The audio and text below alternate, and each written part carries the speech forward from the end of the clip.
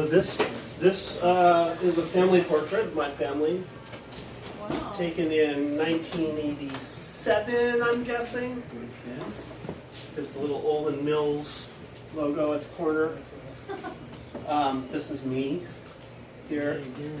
Here is my older brother, Mark, my sister, Sarah, my youngest sister, Christine. There's my mom. She was at Woodstock. There's my father, who spent the summer of love in San Francisco. Explains a lot. When I obtained this photo that my parents were going to get rid of, they just moved from the house that I grew up in. We moved away and got rid of tons of stuff, so I went in part to gather things. My children referred to this as Evil Dan. And were really upset at first when I hung it on the wall in the house.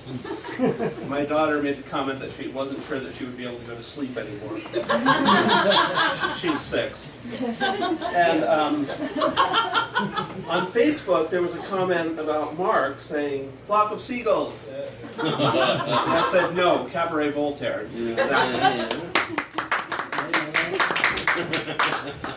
So I'll just leave that there.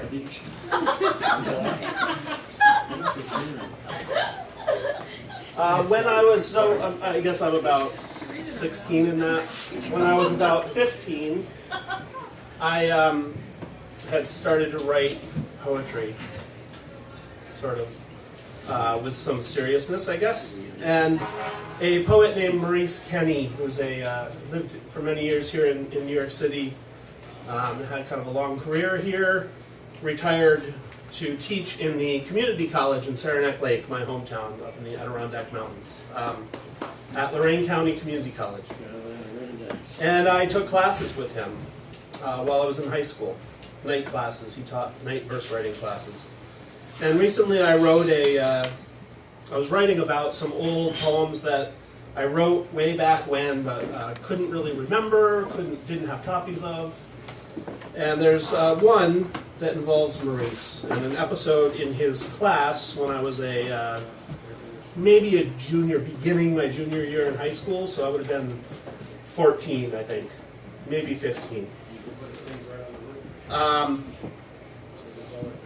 So I'll tell the story rather than read this little excerpt. But Maurice, you have to picture him. He's about this, somewhere around. He's really short, and balding, white hair with a ponytail, and a rather large bulbous nose. A huge ego, because he's actually a quite successful poet who now makes his living doing readings. So he's, just a massive ego. And also has this kind of rage inside, which may be part of the connection. The reason that 30 years later I'm able to talk with him about this incident still. So I wrote a poem, and I couldn't remember what the content of the poem was at all, except that it had, I had been reading a lot of E.E. Cummings, and that's a dangerous thing for a teenager. And there was the poem ended with a phrase that had a parenthesis that started the phrase, but then at the end there was no parenthesis. That's clever, right? Heresy. It was really clever. Well, I mean, come on, you have to admit that this was clever. But Maurice asked, "Where's the parenthesis at the end?" After I read it in class. This is a evening class, a lot of continuing ed folks, just like humble folks from the mountains, as well as a few matriculated students at a junior college. Hey, I grew up in the mountains.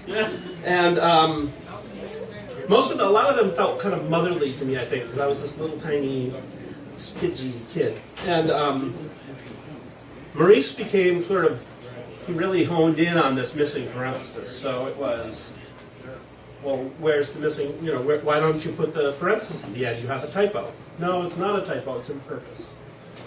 Well, why don't you take out the one at the beginning then? If you don't want to put one in at the end, take out one at the beginning. It's wrong. No, it's not wrong. It's for the reader to figure out. Whatever. I said some smarmy stuff. I was pretty snide too at the time, so it would have been really obnoxious. And he came and got closer and closer to the desk, take out the parenthesis. No, take out the parenthesis. And all the warmth is leaving the room, and all the other students are sitting as still as possible. And I'm sitting at the desk just going, oh, no. And it ended with him at the desk. You know, his rage sort of slowly grew until his face was bright red. And he was pounding on my desk with his fist. And his face was an inch or so from mine. There's spit everywhere. And he said, "Take out the parenthesis!"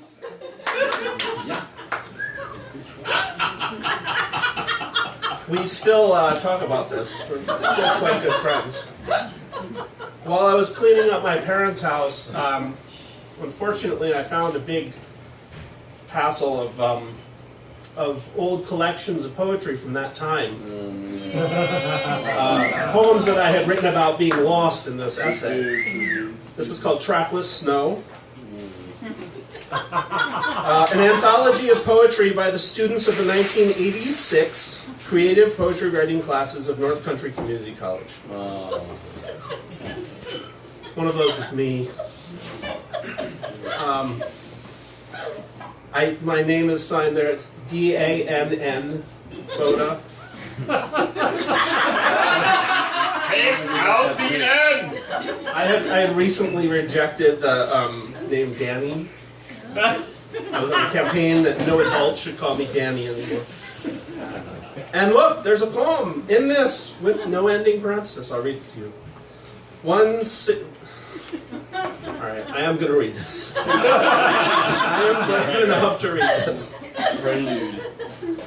One single brilliance in the lap of death, where the sun shines in fall.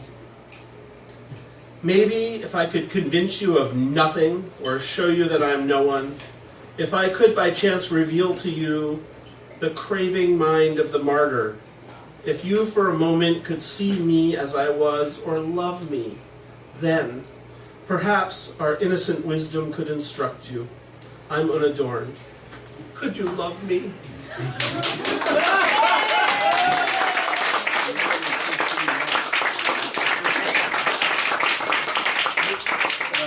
That applause may have actually saved me from some serious emotional trauma. There were more, and I'm going to read a couple. Somebody tell me if I'm getting too long. I really don't want to get too long. I'll read this one. Mud covered from flitting under back fences. Your emotions cry for expression within the dull void of your apathy. Did that last backstab leave a nasty blood stain on your favorite persona? You'll always worry, but you counted that cost. Be sure not to rope burn your hands when you hang your one true lover. That would only be sloppiness. Clean breaks are your style. Digging others' graves gets dirt on your clothing. Always cover your back. Do unto others what will benefit you. Nice.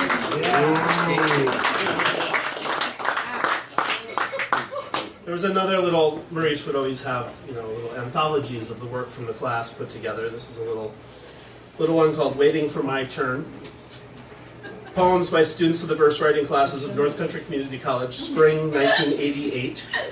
There's a rusty mark of a paper clip on it. I have a contribution here.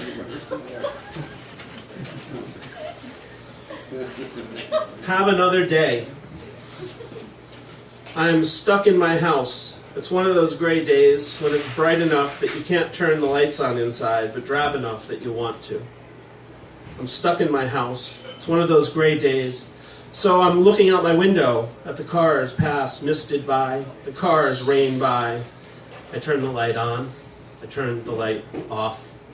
The cars splash by watery. The cars pass by misted.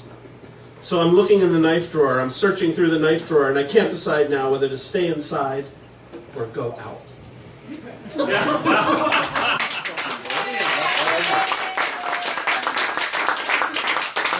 Since everybody seems to like it when I scream, I'll end with another one that involves that. One more. It was snowing.